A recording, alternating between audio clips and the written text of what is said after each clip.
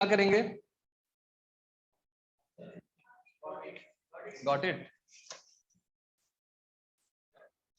ठीक है, तो हम लोग कौन सा ग्रुप स्टडी करने वाले हैं? 15, 16, 17 एंड 18। चलिए हम लोग स्टार्ट करते हैं। देखो पी ब्लॉक में हम लोग पी ब्लॉक्स के सारे प्रॉपर्टीज, पी ब्लॉक के ट्रेंड्स, जो भी फिजिकल और केमिकल प्रॉपर्टीज होते हैं उनके सारे ट्रेंड्स को पढ़ना है। ट्रेंड्स का मतलब क्या होता है कि जैसे जो ग्रुप्स में एलिमेंट होंगे उन ग्रुप्स का size, atomic size, ionization energy, electron gain enthalpy, volume, density, ठीक है, इन सभी चीजों का ट्रेंड देखेंगे। ट्रेंड का मतलब होता है कि कैसे वो चेंज करते हैं। चेंज इन द सेंस कि या तो वो इंक्रीज करेगा या डिक्रीज करेगा। जैसे साइज, साइज टॉप से बॉटम आने पे क्या होता है? इंक्रीज करता है, हम जानते हैं कि वो इंक्रीज करता है। ठीक है, तो इसी तरह से जितने भी प्रॉपर्टीज हैं, केमिकल प्रॉपर्टीज हो, फिजिकल प्रॉपर्टीज हो, इन सभी प्रॉपर्टीज को हम लोग अभी स्टडी करेंगे। साथ में उनका रिएक्शन, कि कोई भी एलिमेंट, कोई भी मॉलिक्यूल कैसे हम प्रिपेयर करते हैं, उनके प्रॉपर्टीज, केमिकल प्रॉपर्टीज, इन सभी चीजों को हम लोग देखेंगे। पी ब्लॉक एलिमेंट से आपके एग्जाम में बहुत अच्छा स्कोर होता है, ये बात आप लोगों को अभी मैं बता रहा हूं कि पी ब्लॉक से काफी बढ़िया स्कोर आता है। स्कोर इन द सेंस कि क्वेश्चंस काफी आते हैं और एकदम नोन क्वेश्चन आएगा। ठीक है, नोन कहने का मतलब कि आप यहाँ नोट्स में लिखेंगे वही क्वेश्चन आपको पूछा जाएगा। बोर्ड्स की मैं बात कर रहा हूं। अगर आप नीट और जेई की एग्जाम दे रहे हैं तो नीट और जेई के एग्जाम में फुल एनसीईआरटी का एक एक लाइन आपको पढ़ना है, और अगर उसका लाइन पढ़ लिए तो आप नीट और जेई मेंस को क्वालिफाई कर सकते हैं और एडवांस तक भी क्वालिफाई किया जा सकता है, बशर्ते आप एनसीईआरटी को अच्छे से एक एक लाइन को पढ़ लिया जाए, अच्छे से पढ़ा जाए, है ना। आपको मैं बताऊं कि एनसीईआरटी का जो एक पैराग्राफ होता है ना, अदर बुक में वो 10 पेज में लिखा जाता है। ठीक है, तो एनसीईआरटी ऐसा नहीं समझना है कि वो पतली सी किताब है तो उसको इग्नोर कर दें या कुछ भी इस तरह का। आप एनसीईआरटी में जाइएगा, आयोनाइजेशन एंथैल्पी के बारे में आपको लिखा गया है, छोटा सा लिखा गया है, उसके ऊपर बहुत डिटेल बात किया जाता है, लेकिन उतना ही स्टेटमेंट में आपको इतना इंफॉर्मेशन दे दिया गया है कि आप उससे कोई भी एग्जाम को क्रैक कर सकते हैं। ठीक है, तो हम लोग अभी बात करेंगे ग्रुप नंबर 15। तो सबसे पहले हम यहां देखेंगे कि जो हमारा, देखिए पी ब्लॉक, देखिए जो ग्रुप्स इन्वॉल्व होगा, ग्रुप्स इन्वॉल्व, कौन से ग्रुप्स होंगे इन्वॉल्व? तो यहां पे हमारा शुरू होगा 13th से लेकर 18th तक। सही है, 13th से लेकर 18th तक जो हमारे ग्रुप्स होते हैं वो सारे क्या होते हैं? सारे के सारे पी ब्लॉक एलिमेंट्स होते हैं। अब ग्रुप 13th, देखिए ग्रुप हमारा 13th हो गया, 14th, 15th, 16th, 17th और 18th। सही है, 13th और 14th को हम लोग को कहां देखना है? 11th में देख चुके। 15 से लेकर 18 तक हम लोगों को 12th में देखना है। ठीक है, जनरल कॉन्फ़िगरेशन की अगर हम बात करें, जनरल कॉन्फ़िगरेशन,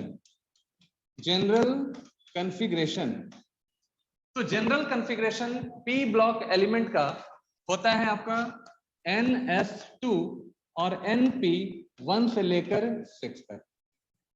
ये बहुत इंपॉर्टेंट है। ठीक है, किसी भी एलिमेंट का आउटर कॉन्फ़िगरेशन अगर लिखना हो तो आप इसी कॉन्फ़िगरेशन को यूज करेंगे।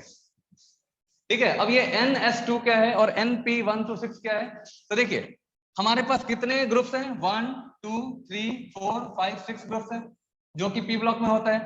अब पी में कितने यहाँ पे दिख रहे हैं आपको? 1 से लेके 6 तक, यानी कि अगर NP1 गया 13th ग्रुप, NP2 गया 14th ग्रुप, NP3 गया बोलो 15 हो गया, NP4 हो गया 16 हो गया, NP5 हो गया 17 हो गया, NP6 हो गया 18th ग्रुप हो गया।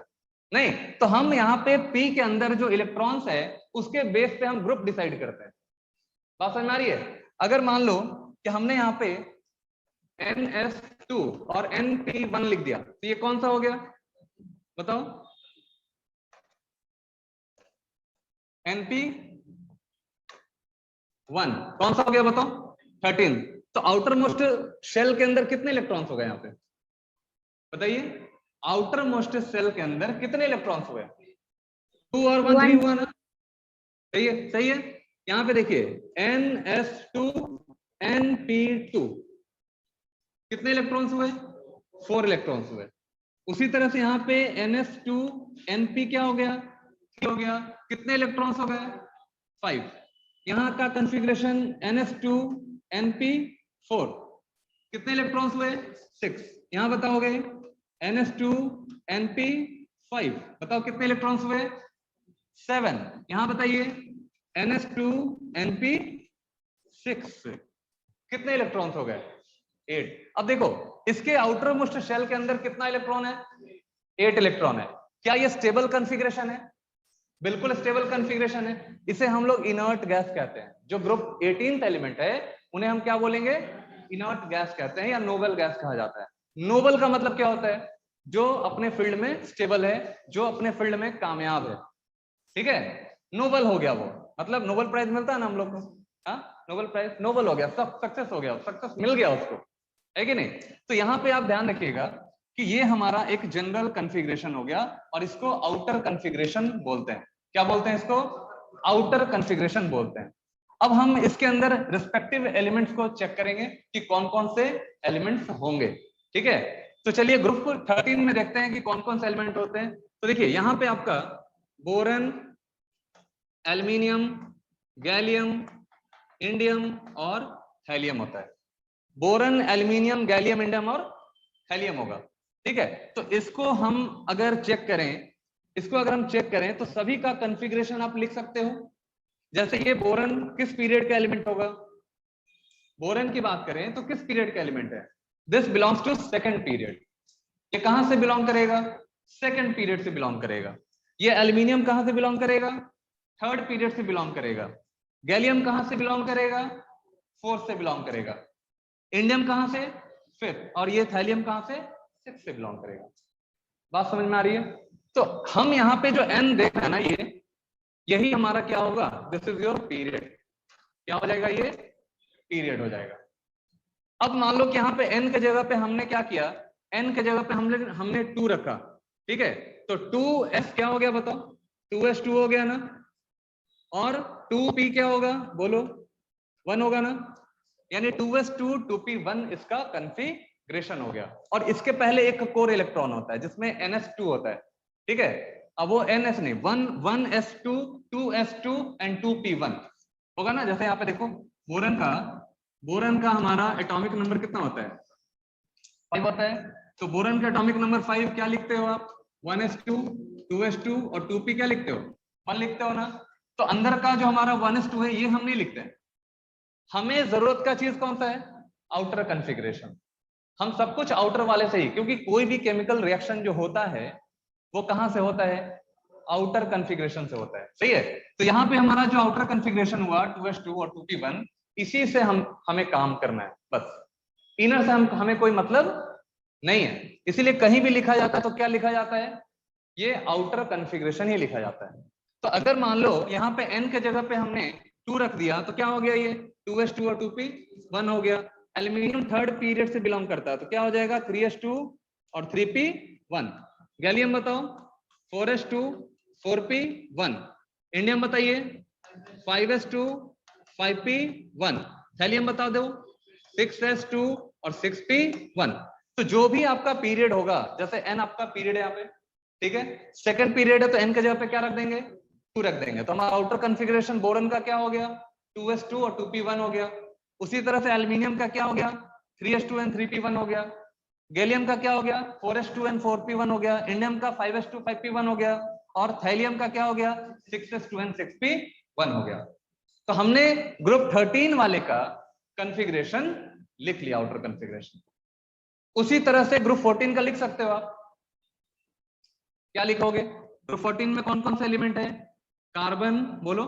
कार्बन के बाद 14 में आइए, 14 में सिलिकॉन, जर्मेनियम, टीन, है ना, और लेड, टीवी। आ रही बात समझ में? कार्बन, सिलिकॉन, जर्मेनियम, टिन और लेड हो गया। सही है, तो इसका कॉन्फ़िगरेशन कैसे लिखोगे आप? फिर यहाँ पे बताओ कार्बन का, कार्बन किस पीरियड से बिलोंग कर रहा है? सेकंड वाले से। तो 2s2 and 2p2 लिखेंगे यहाँ पे। यहाँ लिखेंगे 2s2 एंड 2p2। यहाँ बताओ, यहाँ पे 3s2 3p2। यहाँ बताओ 4s2 4p2। यहाँ बताओ 5s2 and 5p2। यहाँ बताइए 6s2 and 6p2। आ रही बात समझ में? उसी तरह से नाइट्रोजन फैमिली, ये जो आपका 15 है, ये हमारा नाइट्रोजन फैमिली है। ठीक है, अब नाइट्रोजन फैमिली, ये हमारा कार्बन फैमिली, ये हमारा बोरन फैमिली, सबका अपना परिवार है ना। जैसे बोरन है, सबसे पहला आपका बोरन है, बोरन का अपना परिवार हुआ, है ना। कार्बन का अपना फैमिली है, नाइट्रोजन का अपना है, ऑक्सीजन का अपना है कि नहीं? तो चलिए 15 वाले का देखते हैं। 15 वाले में बताइए कौन सा है? नाइट्रोजन, फास्फोरस, आर्सेनिक, है ना, एंटीमनी और बिस्मथ। सही है, ये हमारे रिस्पेक्टिव एलिमेंट्स हो गए। ठीक है ना, तो नाइट्रोजन, फास्फोरस, आर्सेनिक, एंटीमनी और बिस्मथ हो गया। सही है ना। तो इस ग्रुप 16 में आ जाओ। ग्रुप 16 में कौन सा होगा? ऑक्सीजन, सल्फर, सेलेनियम, टेरिलियम और क्या हो गया? पोलोनियम हो गया। सही है, ऑक्सीजन, सल्फर, सेलेनियम, टेरिलियम और पोलोनियम हो गया। 17 वाले में आ जाओ, फ्लोरीन, क्लोरीन, ब्रोमीन और आयोडीन। 18 वाले में आ जाओ। 18 वाले में बताओ, हीलियम तो ऊपर है ना, सेकंड से स्टार्ट करते हैं। नियॉन बोलो, आर्गन, फिर क्रिप्टन, फिर जेनॉन और क्या हो गया? रेडॉन। तो ये सभी एलिमेंट्स जो हैं हमारे पी ब्लॉक के एलिमेंट्स होते हैं। अब आपको एटलीस्ट इनको याद करना पड़ेगा। ठीक है, याद रखना पड़ेगा। कैसे याद करोगे? इसका तरीका क्या याद करने का? हाँ, कोई गाना वाना कुछ? इसको तरीका है याद करने का, आप इसको याद करिए। ठीक है, जैसे इसका अगर हम बात करें, क्या बोलते हैं? बैगन, आलू, गाजर इन थैला, है ना। देखो आवाज आ गया उधर से। सही है, नहीं सब समझ रहे हो, सब लोग पहले से गाना बनाया हुआ है कि नहीं? तो बैगन, आलू, गाजर इन थैला, या बाल लाल गंगाधर इंडियन तिलक, ये भी कह सकते हैं, है ना। इस तरह से आप सभी का बना सकते हो। मेरा अपना गाना है तो हम अपना समझते हैं, आपको अपना गाना बनाना है। ठीक है, सबका अपना अपना गाना होता है या कुछ भी होता है। तो देखिए ये आपका बेसिकली यहाँ पे क्या हुआ, हम कॉन्फ़िगरेशन को लिख सकते हैं। अब दूसरा सवाल आता है कि हम इन सभी का एटॉमिक नंबर लिखना चाहते हैं।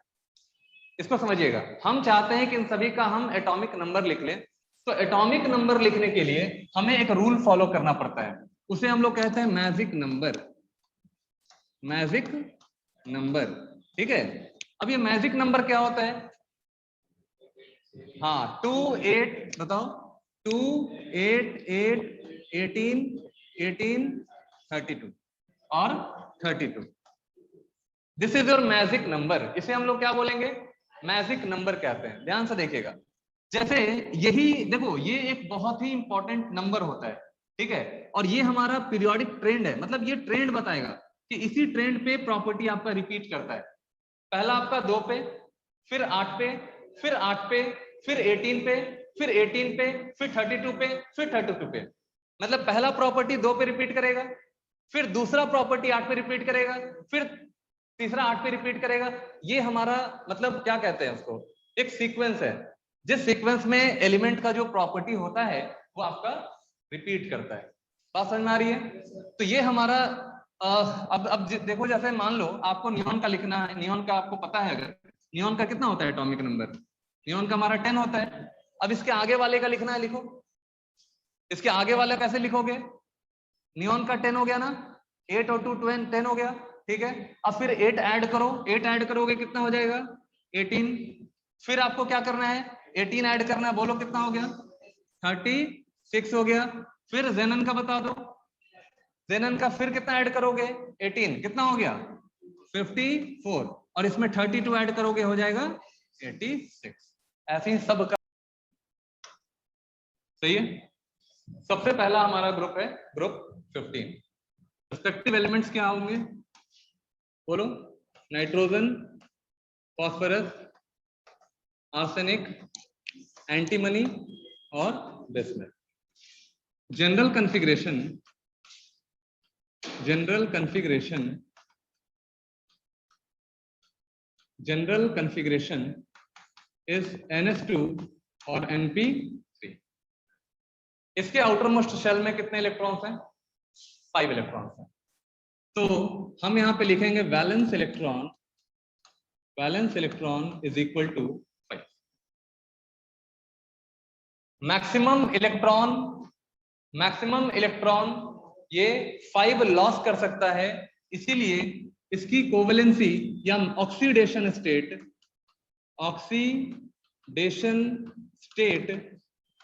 इज 5 +5। नाइट्रोजन या उसके जो भी मेंबर्स हैं वो कितने इलेक्ट्रॉन्स को लॉस कर सकते हैं? मैक्सिमम बताओ। 5 इलेक्ट्रॉन को लॉस कर सकते हैं, लेकिन ये करता नहीं है। कर सकते हैं, तो हम कह सकते हैं कि मैक्सिमम इलेक्ट्रॉन ये जो लॉस कर सकता है वो आपका 5 होता है। इसीलिए यहां पे लिखेंगे ऑक्सीडेशन स्टेट कितना? 5। और मिनिमम ऑक्सीडेशन यहां पे ध्यान रखिएगा, मिनिमम ऑक्सीडेशन स्टेट कितना हो जाएगा? सोचो, मिनिमम का मतलब क्या हुआ? ये कितना ले सकता है इलेक्ट्रॉन, ये कितना ले सकता है? तो 3 इलेक्ट्रॉन ये ले सकता है अपने ऑक्टेट को पूरा करने के लिए। तो अगर ये नाइट्रोजन 3 इलेक्ट्रॉन और ले लेगा तो 5 और 3 कितना हो जाएगा? 8 हो जाएगा। तो देखिए मिनिमम ऑक्सीडेशन स्टेट यहाँ पे क्या हो जाएगा? 5 मैक्सिमम और -3 minimum. This is your oxidation state. ये आपका ऑक्सीडेशन स्टेट हुआ, सही है। अब देखते हैं कि जो नाइट्रोजन है उसके हम कुछ प्रॉपर्टीज को भी हम देखेंगे, ठीक है। ये तो हमने समझ लिया कि इसका कॉन्फ़िगरेशन क्या होता है, आउटर मोस्ट शेल में इलेक्ट्रॉन्स कितने होते हैं। एक चीज और मैं आपको बताता हूं, कॉन्फ़िगरेशन हमारा NS2 और NP3 है। तो NS2 का मतलब हुआ कि S वाले सेल में, देखिए यहाँ पे नाइट्रोजन फैमिली की बात करेंगे तो ये सेकंड पीरियड का एलिमेंट है, ये आपका सेकंड पीरियड का है, ये थर्ड, ये फोर्थ, ये फिफ्थ, ये क्या हो गया? सिक्स्थ हो गया। तो अगर हम नाइट्रोजन की बात करें तो N के जगह पे क्या हो जाएगा हमारा? N के जगह पे क्या हो जाएगा? 2 हो जाएगा। तो 2s2 एंड 2p क्या हो गया? 3 हो गया। अब देखिए यहाँ पे हम मान लेते हैं नाइट्रोजन के लिए लिखेंगे तो ये हो गया 2s और ये क्या हो गया? 2p, सही है। तो देखिए 2s में कितना इलेक्ट्रॉन है भाई? 2 इलेक्ट्रॉन है ना, देखो। और 2p में कितना इलेक्ट्रॉन है? 3 इलेक्ट्रॉन है। तो 1 2 एंड 3 इलेक्ट्रॉन हो गया। तो इन सभी ऑर्बिटल्स के अंदर एक एक इलेक्ट्रॉन है, इसे हम बोलते हैं half field configuration. This is called your half field configuration. Half field configuration, आ रही बात समझ में? और half field configuration stable configuration माना जाता है। क्या माना जाता है? स्टेबल कॉन्फ़िगरेशन माना जाता है, सही है ना।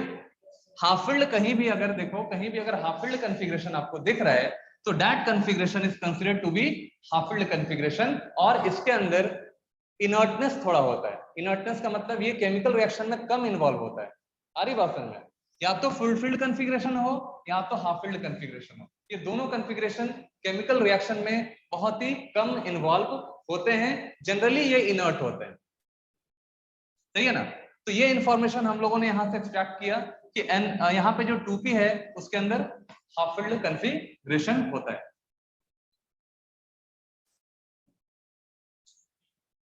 हो गया? देखिए nitrogen and phosphorus, nitrogen and phosphorus they are non metal. ये क्या हो जाएगा बाबू? ये सब आपके नॉन मेटल्स होंगे। नाइट्रोजन फॉस्फोरस क्या हो जाएगा? नॉन मेटल हो जाएगा। Arsenic and antimony are metalloid, metalloid, clear. And bismuth आपका क्या होता है? Bismuth is metal. बिस्मिथ क्या हो जाएगा? मेटल हो जाएगा, सही है ना। Nitrogen phosphorus non metal, arsenic and antimony क्या हो जाएगा? मेटालॉइड, एंड बिस्मिथ क्या हो जाएगा? मेटल हो जाता है। अब समझिएगा मेटालॉइड में ये दोनों प्रॉपर्टी होता है। ये इसको हम सेमी मेटल भी कहते हैं, जिसमें मेटल का भी प्रॉपर्टी होगा और नॉन मेटल का भी प्रॉपर्टी होता है, ठीक है। तो ये हमारा क्या हो गया? Metalloid, this is your metal. अब देखिए, अब नाइट्रोजन जो होता है, ठीक है, nitrogen is diatomic in nature. Diatomic in nature. अब ये डाई एटॉमिक का मतलब क्या होता है? कि जब भी एग्जिस्ट करेगा दो एटम्स के फॉर्म में एग्जिस्ट करेगा। जैसे एग्जांपल के तौर पे हम ले रहे हैं यहाँ पे N2, तो N ट्रिपल बॉन्ड N होता है, ये ऑलवेज दो ही एटम होता है यहाँ पे। नाइट्रोजन जब भी एग्जिस्ट करेगा N2 के फॉर्म में एग्जिस्ट करता है। नाइट्रोजन ट्रिपल बॉन्ड से जुड़ा होता है, ठीक है। तो जब ये ट्रिपल बॉन्ड से जुड़ता है तो इसके बीच का जो बॉन्ड लेंथ होता है वो बहुत ही कम हो जाता है, ठीक है। और जब ये बॉन्ड लेंथ इसका बहुत कम हो जाता है तो इसकी बॉन्ड एनर्जी बहुत ज्यादा हो जाती है।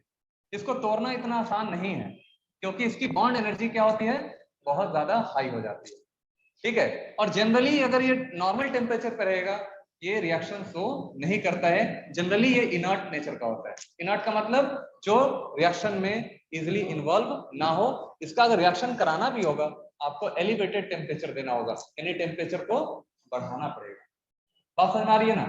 तो नाइट्रोजन तो आपका क्या हो गया, डायटोमिक है, लेकिन ये सभी एलिमेंट्स जो है होते हैं। Yes sir. Yes sir. General configuration समझ में आया पी ब्लॉक का, जो ग्रुप 15 है। दिस इज NH2NC3 है ना। इसके आउटर मोस्ट शेल के अंदर 5 इलेक्ट्रॉन्स होते हैं और जिसमें P वाले में 3 इलेक्ट्रॉन्स होंगे और P वाले में यहाँ पे क्या है, हाफ फील्ड कॉन्फ़िगरेशन है, देख लो है ना। तीनों में सिंगल इलेक्ट्रॉन जा रहा है, ये हाफ फील्ड कॉन्फ़िगरेशन। और हाफ फील्ड वाले कॉन्फ़िगरेशन स्टेबल कॉन्फ़िगरेशन होता है। आई बात समझ में। ये केमिकली इनर्ट माना जाता है, जनरल टेम्परेचर पे इसका रिएक्शन नहीं होता है क्योंकि जैसे एग्जांपल देख लो यहाँ पे नाइट्रोजन फैमिली का अगर हम बात करें और नाइट्रोजन का एग्जांपल है तो जनरल टेम्परेचर पे इसका रिएक्शन नहीं होता है। जब टेम्परेचर बढ़ाएंगे तब इसका रिएक्शन होता है, ये रिएक्शन शो करता है। जैसे नाइट्राइड वगैरह का फॉर्मेशन करता है, मैग्नीशियम नाइट्राइड, ठीक है, एल्यूमिनियम नाइट्राइड, तो एलिवेटेड टेम्परेचर पे वो रिएक्शन करेगा। बात समझ आ रही है ना। तो ये हमारा नाइट्रोजन कुछ प्रॉपर्टी के साथ यहाँ पे। चलो आगे बढ़े, सब लोग लिख लो, पहले पढ़े होगे उस समय भी ये चीज आप पढ़े होगे, इसीलिए बहुत अच्छे से समझिएगा और देखिएगा, ठीक है। चलिए अब हम आगे बढ़ते हैं। तो नाइट्रोजन वाले फैमिली में हम लोगों ने अभी क्या क्या देखा कि नाइट्रोजन जो आपका होता है वो सिंपल डायटोमिक फॉर्म में रहता है और बाकी जितने भी होते हैं वो सब पॉलीएटॉमिक फॉर्म में होता है। एक नोट में एक पॉइंट लिखिएगा,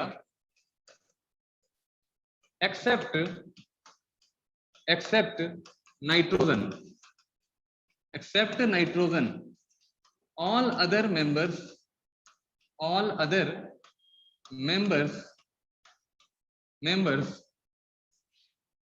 show एलोट्रॉपी, यानी कि डिफरेंट फॉर्म्स में एग्जिस्ट करता है, ठीक है। जैसे आप कार्बन की बात करो तो कार्बन का एलोट्रॉप्स होते हैं ना, डायमंड, ग्रेफाइट। उसी तरह से नाइट्रोजन को छोड़ के बाकी जितने भी एलिमेंट्स हैं उन सभी अलग अलग फॉर्म्स में एग्जिस्ट करते हैं, लेकिन नाइट्रोजन एग्जिस्ट नहीं करता। नाइट्रोजन सिर्फ एक ही फॉर्म में यहाँ पे रहेगा। तो नाइट्रोजन को छोड़ के जितने भी एलिमेंट्स हैं वो सभी एलोट्रॉपी शो करते हैं। चलिए नेक्स्ट में देखिए, अब हम बात करते हैं यहाँ पे ऑक्सीडेशन स्टेट की। ऑक्सीडेशन स्टेट की देखिए, ऑक्सीडेशन स्टेट की बात करते हैं। तो हमने कहा था कि जो मैक्सिमम ऑक्सीडेशन स्टेट होगा, मैक्सिमम ऑक्सीडेशन स्टेट होगा वो कितना हो जाएगा, ग्रुप 15 वाले का +5, और मिनिमम ऑक्सीडेशन जो स्टेट होगा, मिनिमम ऑक्सीडेशन स्टेट जो होगा दिस इज योर -3। अब -5 से लेकर -3 तक, सॉरी +5 से लेके -3 तक जितने भी एलिमेंट्स, जितने भी नाइट्रोजन के ऑक्सीडेशन स्टेट हैं वो सब क्या कर सकते हैं, डिस्प्रोपोर्शनेट कर सकते हैं। What is the meaning of disproportionate? जैसे सपोज करो कि अगर नाइट्रोजन, सपोज करिए कि नाइट्रोजन अपने मैक्सिमम ऑक्सीडेशन स्टेट पे है, तो क्या ये अपने मैक्सिमम से इधर आएगा? क्या +5 से +6 पे जाएगा? नहीं जाएगा। इसका मतलब कि ये ऑक्सीडाइज नहीं करेगा। इंक्रीज इन ऑक्सीडेशन नंबर क्या हो गया? ऑक्सीडेशन नंबर का इंक्रीमेंट क्या होता है? ऑक्सीडेशन होता है। तो क्या ये ऑक्सीडाइज होगा? तो नाइट्रोजन अपने अगर मैक्सिमम ऑक्सीडेशन नंबर पे है तो वो कभी भी अपने उससे ऊपर ऑक्सीडाइज नहीं करेगा। ये जब भी होगा ये कहां जाएगा? इस साइड जाएगा, मतलब 5 से 4 जाएगा, 4 से 3 जाएगा। इसका मतलब कि इसमें रिडक्शन हो सकता है। तो हम अगर मान लो अगर लिख रहे हैं HNO3, तो नाइट्रोजन पे ऑक्सीडेशन नंबर कितना होता है बाबू? 5 होता है, +5 होता है। अब यहाँ पे अगर मान लो +5 है तो ये किस चीज का काम करेगा? ऑक्सीडाइजिंग एजेंट का काम करेगा या रिड्यूसिंग एजेंट का काम करेगा? देखिए, अगर इफ ऑक्सीडेशन नंबर, ध्यान से देखना, इफ ऑक्सीडी एलिमेंट में ऑक्सीडेशन होता है वो काम करता है रिड्यूसिंग एजेंट का, रिड्यूसिंग एजेंट का, सही है ना? और अगर ऑक्सीडेशन नंबर डिक्रीज करेगा तो ऑक्सीडेशन नंबर डिक्रीज करने से यहाँ पे क्या हो रहा है? रिडक्शन हो रहा है, ठीक है? Oxidising agent. अगर रिडक्शन हो रहा है तो फिर ये काम करेगा ऑक्सीडाइजिंग एजेंट का, ऑक्सीडाइजिंग एजेंट का, सही है ना? ये चीज समझ में आता है? तो अगर नाइट्रोजन +5 ऑक्सीडेशन नंबर पे है तो क्या ये +6 पे जाएगा? नहीं जाएगा। ये कहां जाएगा? +5 से -3 तक जाने का चांसेस है। इसका मतलब रिडक्शन होगा या ऑक्सीडेशन होगा? रिडक्शन होगा सर, होगा। और जो रिडक्शन होगा अगर इसमें, तो ये काम करेगा ऑक्सीडाइजिंग एजेंट। चलो बहुत बढ़िया। तो ये एक्ट करेगा, यहाँ पे ध्यान रखिएगा, एक्ट एज ऑक्सीडाइजिंग एजेंट, सही है ना? चलिए, ये हो गया हमारा ऑक्सीडाइजिंग एजेंट।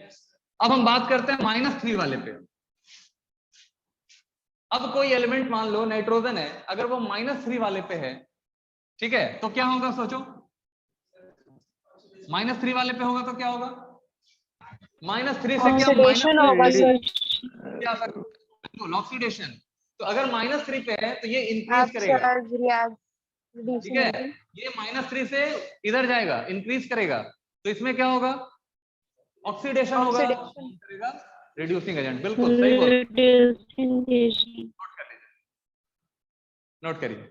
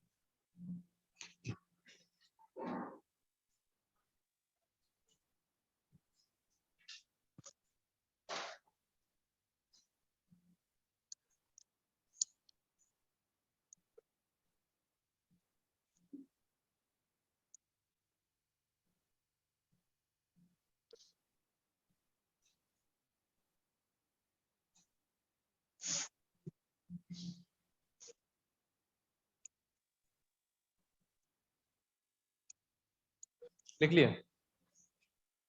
Yes sir.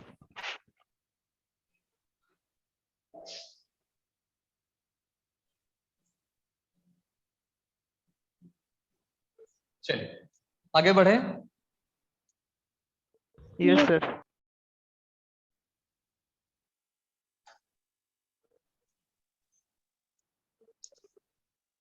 तो HNO3 act as oxidizing agent, disproportionate reaction। Sir तो NH3 सर रिड्यूसिंग एजेंट होगा ना? NH3 एक मिनट, हाँ बोलो। NH3 रिड्यूसिंग एजेंट की तरह काम करेगा ना सर? -3 आ जाता है। अभी इसी को मैं बता रहा हूँ, इसी को समझा रहा हूँ, ठीक है? अभी इसी को समझा रहा हूँ। देखो डिस्प्रोपोर्शनेट रिएक्शन, ठीक है?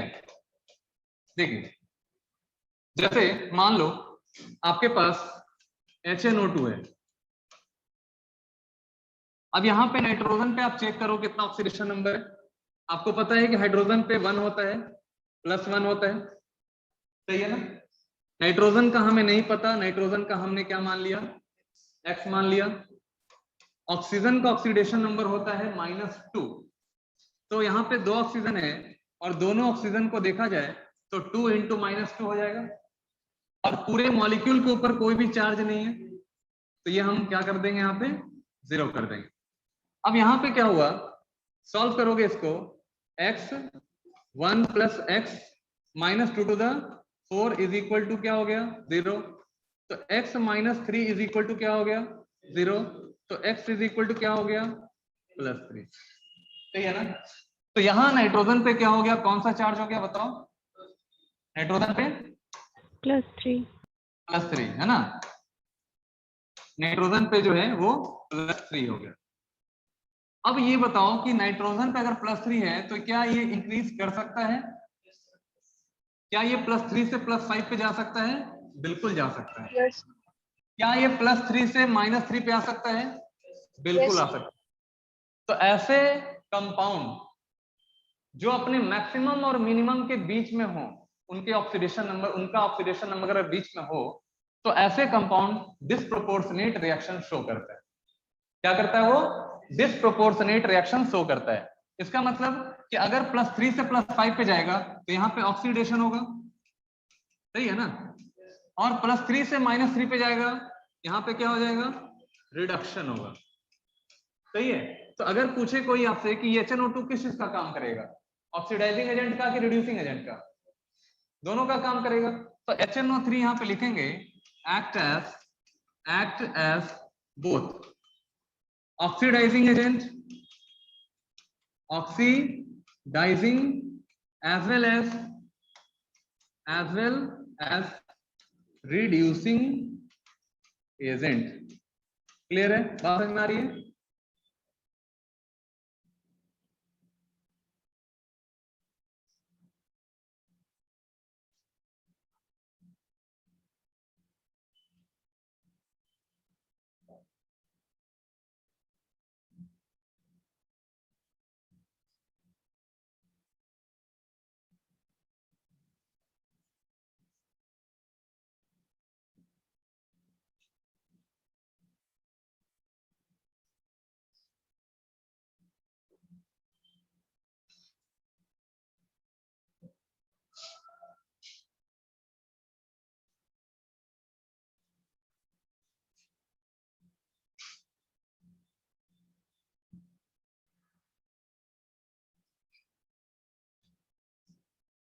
देख, HNO2 gives you HNO3 plus NO और प्लस वाटर। सही है, ये क्वेश्चन आपको जेईई में पूछा गया था, फ्रीक्वेंटली नीट में पूछा जाता है। देखिए HNO2 आपको दिख रहा होगा कि सर यहाँ पे तो HNO2 है, ऑक्सीजन 2 है, तो वहां 3 कैसे होगा, फिर रिएक्शन को बैलेंस करना होता है। ठीक है, आप रिएक्शन को बैलेंस करिएगा, यहाँ पे 3 लगा दीजिएगा, यहाँ पे आप 2 लगा देना। तो HNO2 में क्या है, +3 है, और यहाँ HNO3 में नाइट्रोजन पे क्या हो गया, +5 है, सही है ना। तो HNO2 से HNO3 चला गया ना, और HNO2 से NO, बताओ NO पे क्या ऑक्सीडेशन नंबर होगा, क्या ये +2 होगा, बिल्कुल होगा। HNO2 में नाइट्रोजन पे +3 है, ये +3 से चला गया +5, मतलब इसमें क्या हुआ, सोचो, ऑक्सीडेशन हुआ ना, यहाँ पे ऑक्सीडेशन हो गया, और +3 से चला गया कहां पे, +2 पे। देखो तो +3 से +2 पे गया, इसका मतलब डिक्रीज इन ऑक्सीडेशन नंबर, इसका मतलब यहाँ पे क्या हो रहा है, Reduction. बिल्कुल, यहाँ पे आपका रिडक्शन हो रहा है। This reaction is called disproportionate reaction.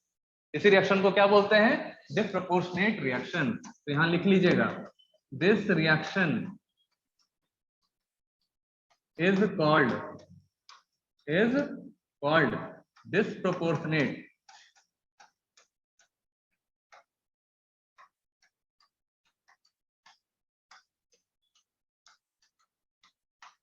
Disproportionate reaction.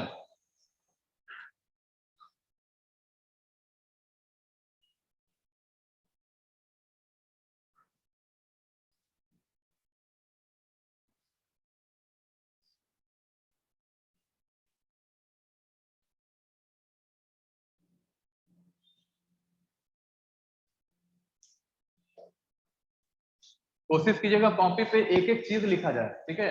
अगर यहाँ पे ऐसे गोला हो रहा है ना तो गोला भी करना है, ऐसे भी करना है, एकदम एक एक चीज को लिखना है आपको।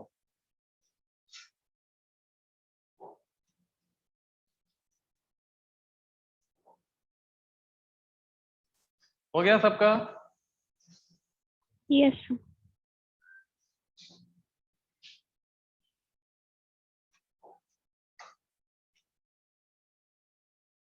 देखिए नोट में N2 is diatomic gas. N2 is diatomic gas.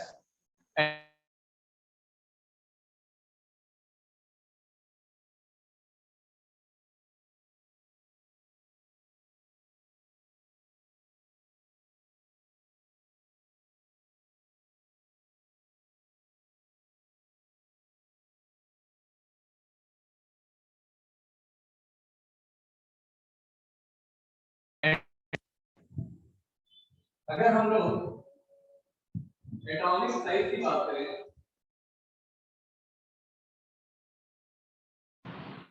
जैसे nitrogen, phosphorus, arsenic, antimony, bismuth.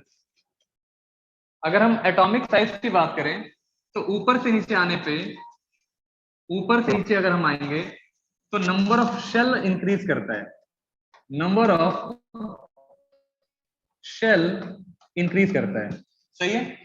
एक एक यूनिट नंबर ऑफ शेल आपका इंक्रीज कर रहा है। तो जैसे जैसे शेल इंक्रीज करता है वैसे वैसे एटॉमिक साइज आपका इंक्रीज करता है। नंबर ऑफ शेल आपका इंक्रीज कर रहा है, साइज आपका इंक्रीज करेगा, ठीक है। चाहे एटॉमिक साइज हो या कोवेलेंट रेडियाई हो, कोवेलेंट रेडियाई हो, कोवेलेंट रेडियाई हो, वो भी आपका क्या होगा, इंक्रीज करेगा, सही है। ऊपर से नीचे आइएगा तो एटॉमिक साइज तो इंक्रीज करता ही है। अगर हम आयोनाइजेशन एनर्जी की बात करें, किस चीज की बात करेंगे, आयोनाइजेशन, आयोनाइजेशन एनर्जी, ठीक है। What is the meaning of ionization energy? क्या कोई बता सकता है आयोनाइजेशन एनर्जी क्या होता है?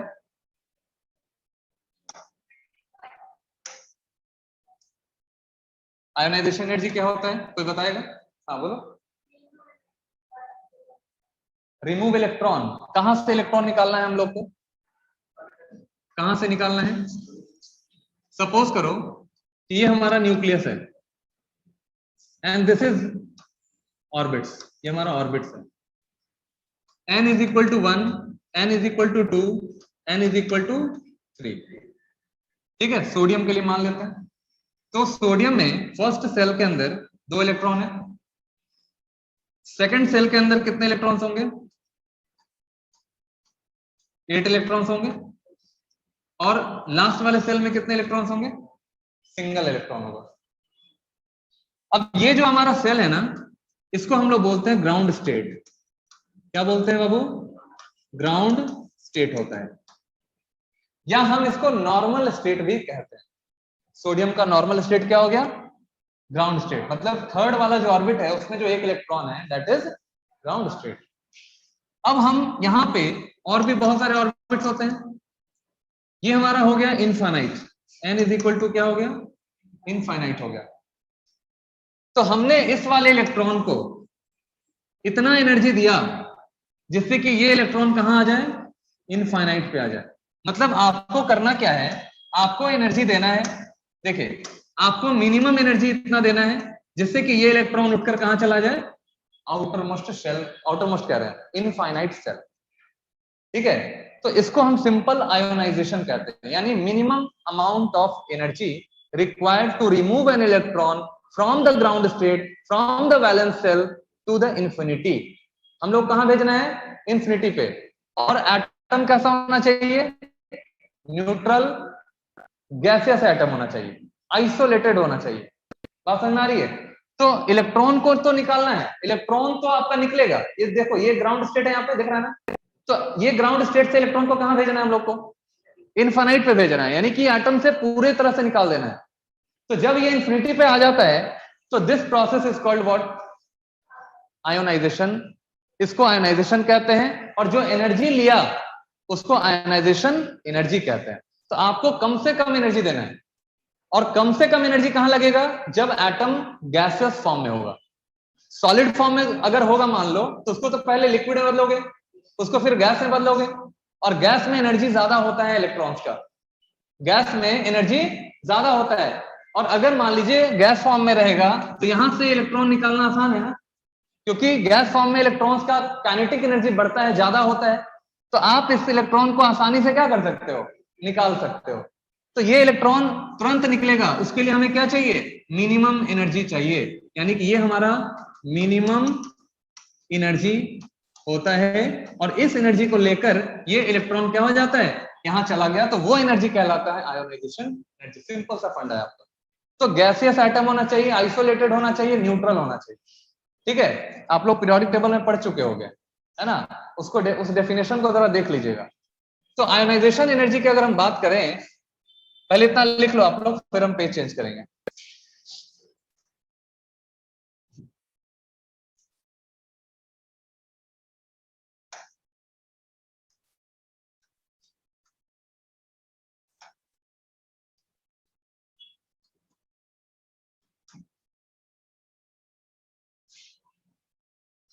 This is your ground state. ये n is equal to infinite, यहां पे हमने लिखा है n is equal to infinity, n is equal to infinity. Out, ये सबसे आखिरी सेल है हमारा, इनफाइनाइट है, वहां इलेक्ट्रॉन हमें भेजना है।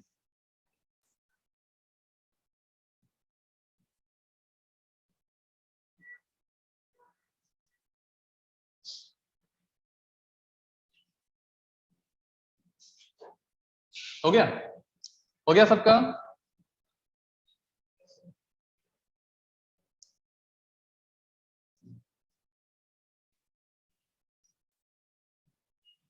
Yes, sir. चलिए, किसी को कुछ पूछना है यहां तक? अभी किसी को कुछ पूछना है तो पूछ लो। देखिए, हम लोग अभी बात कर रहे हैं आयनाइजेशन एनर्जी के ऊपर। तो हमारे पास नाइट्रोजन है, फास्फोरस, आर्सेनिक, एंटीमनी और बिस्मथ। ऊपर से नीचे आने पे साइज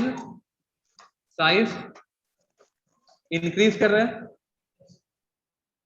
ऊपर से नीचे आने के बाद आयोनाइजेशन एनर्जी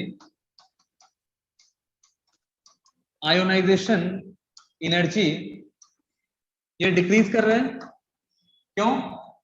जब आप साइज बढ़ाते हो तो न्यूक्लियर फोर्स ऑफ अट्रैक्शन कम हो जाता है। जैसे मान लो आप नाइट्रोजन के लिए बात करो, तो नाइट्रोजन का यहां पे न्यूक्लियस है और ये नाइट्रोजन का पहला सेल है। बिस्मिथ की बात करेंगे, ये न्यूक्लियस है बिस्मिथ का और ये इसका आउटर मोस्ट शेल हो गया। अब मान लीजिए यहां पे इलेक्ट्रॉन है और यहां पे इलेक्ट्रॉन है, न्यूक्लियस का फोर्स ऑफ अट्रैक्शन किसमें ज्यादा होगा? ऊपर वाले में होगा ना। तो अगर न्यूक्लियस का फोर्स ऑफ अट्रैक्शन इसमें ज्यादा होगा तो इस इलेक्ट्रॉन को निकलने में तो तकलीफ होगी, बोलेगा हम तो निकलेंगे ही नहीं, हम तो बंधे रहेंगे यहाँ पे, नहीं। तो ये निकलना चाहेगा नहीं जल्दी, तो इसको आपको एनर्जी क्या करना पड़ेगा? ज्यादा देना पड़ेगा ना। यानी यहाँ पे अगर मान लो एनर्जी E1 ले रहा है और यहाँ पे जो अट्रैक्शन फोर्स है, यहाँ पे देखो ये जो अट्रैक्शन फोर्स है, यहाँ पे अगर इसका एनर्जी अगर मान लेते हैं E2 है, ठीक है, तो यहाँ पे क्या देख रहे हो आप? E2 is less than E1। बात समझ में आ रही है? मतलब कि जो एनर्जी आप दे रहे हो यहाँ पे वो ज्यादा देना हो। तो साइज, ध्यान रखिएगा कि जो साइज होता है, आयनाइजेशन एनर्जी जो होता है, ये साइज का इनवर्सली प्रोपोर्शनल होता है। यानी कि साइज अगर मान लो बढ़ेगा, साइज अगर मान लीजिए बढ़ेगा तो आयोनाइजेशन एनर्जी की वैल्यू कम हो जाएगी। डिक्रीज होगा। बिल्कुल, साइज बढ़ेगा, साइज यहां देखो इंक्रीज कर गया तो आयोनाइजेशन एनर्जी की वैल्यू कम हो जाती है। तो यहां पे ऊपर से नीचे आयोनाइजेशन एनर्जी का वैल्यू आपका कम हो जाता है। ठीक है, ऊपर से नीचे आओगे, ऊपर से नीचे आओगे तो बॉइलिंग पॉइंट आपका बढ़ जाता है, बॉइलिंग पॉइंट जो है वो आपका इंक्रीज कर जाता है, बॉइलिंग पॉइंट आपका इंक्रीज कर जाता है। ऊपर से नीचे आइएगा तो मेटालिक कैरेक्टर बढ़ जाता है, मेटालिक कैरेक्टर इंक्रीज कर जाता है। ऊपर से नीचे आइएगा तो non metallic character, non metallic character ये आपका बोलो क्या हो जाएगा? नॉन मेटालिक कैरेक्टर डिक्रीज करेगा। ठीक है, नॉन मेटालिक कैरेक्टर जो है वो डिक्रीज करेगा।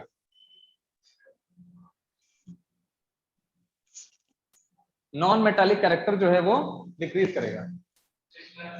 अच्छा, नेक्स्ट है सर, खत्म हो गया टाइम? अभी तो हम शुरू हुए थे, अभी 4 मिनट है ना, तब तक पढ़ लेंगे हम लोग, है ना। चलिए, nitrogen, phosphorus, arsenic, antimony, bismuth size increase कर रहे हैं, साइज इंक्रीज करेगा तो आयनाइजेशन एनर्जी कम होगा, ionization energy is inversely proportional to size. ठीक है, अब देखो नोट में एक बात याद रखेंगे सब लोग, नोट में एक बात याद रखिएगा कि ionization energy is directly proportional to Z effective. ठीक है, ionization energy is directly proportional to Z effective. Ionization energy is inversely proportional to sigma. Ionization energy is inversely proportional to sigma. Sigma is screening effect. Sigma is screening effect. ठीक है, Z effective का क्या हो गया? Effective nuclear charge, effective nuclear charge.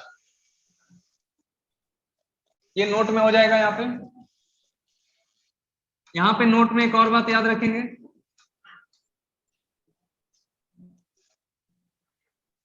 Size अगर छोटा होगा तो Z इफेक्टिव ज्यादा होगा। ठीक है ना, साइज अगर छोटा होगा इफेक्टिव न्यूक्लियर चार्ज आपका ज्यादा होगा। जैसे नाइट्रोजन का Z इफेक्टिव का जो वैल्यू होता है वो आपका हाई होता है। ठीक है, और बिस्मुथ का जो Z इफेक्टिव का वैल्यू होता है वो आपका कम होता है, लेकिन बहुत कम नहीं होता है। यहाँ पे Z इफेक्टिव हाई तो है, लेकिन यहाँ बहुत, दोनों में बहुत ज्यादा अंतर नहीं है।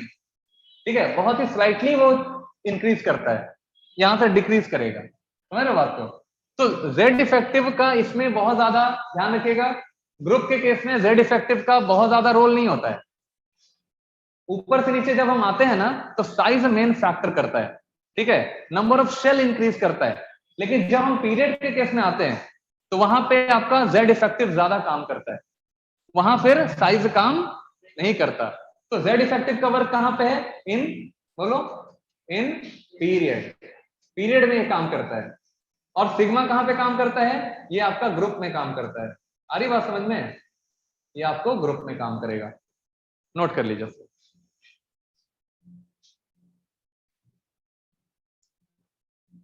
नहीं नोट करोगे? हो गया नोट? सबका हो गया? यस। समझ में आया सबको? क्लियर हुआ?